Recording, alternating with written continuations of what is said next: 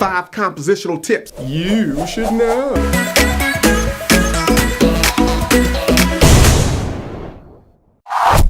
Camera phones have their limitations, so you gotta be smart. Learn to compose your photos like a pro and you will smash it. Okay, so the first technique you need to master is filling the frame. Filling the frame means making the thing that is important to you the biggest thing in your frame. Get a close-up, move right up to your subject and make sure that there are no distractions, just your subject to see.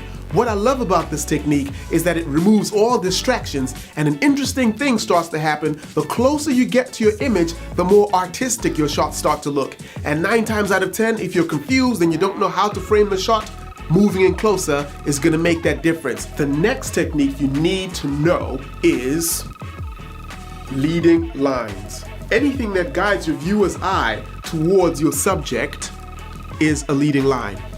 It could be an arrow. It could be a row of silver buttons. It could be stairs. It could be a road. It could be a rope.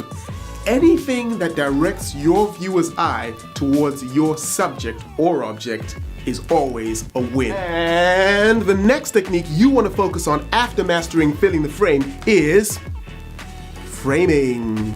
Framing is simply shooting through a foreground object. What it does is it really helps to focus your viewer's eyes on the hero subject. And you know what? The more creative your frame, the cooler it looks.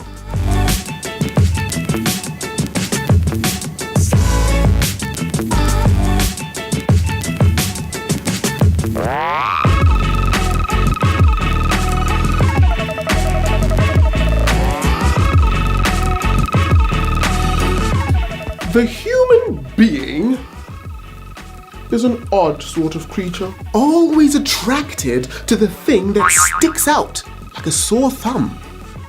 The rule of odds. Apparently, people prefer looking at images of things that come in odd numbers more than they prefer looking at things that come in even numbers. An extension to this rule would be that anything that breaks a pattern is in itself odd. And that is the thing that people's eyes will be drawn to. Last but not least is the rule of thirds. You have to imagine that your frame is split up by lines in thirds. And wherever those lines lie or intersect is the optimal place to position your subject or object. We've inherited these techniques from the old classical painters. They really knew how to create a pleasing composition. Next time, put your horizon or your object on a third and not just bang smack in the middle like your boring Uncle Billy.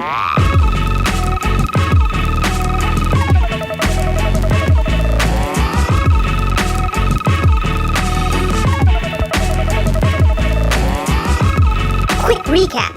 1, 2, 3,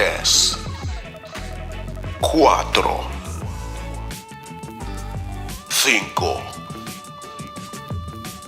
Okay, I hope you enjoyed that. If you want to see more of this kind of content, let me know in the comments, subscribe, and until next time, I'm Leo.